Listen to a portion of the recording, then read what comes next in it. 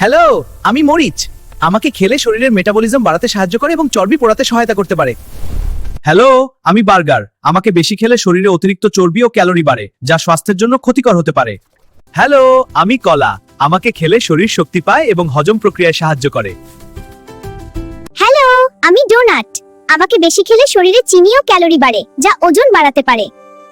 Hello, আমি noodles. আমাকে বেশি খেলে শরীরে সোডিয়াম ও ক্যালোরি বাড়তে পারে, যা স্বাস্থ্যের জন্য ভালো নয়। হ্যালো, আমি সফট ড্রিঙ্ক। আমাকে বেশি খেলে শরীরে অতিরিক্ত চিনি ঢুকে ওজন বাড়াতে এবং স্বাস্থ্যের ক্ষতি করতে পারে।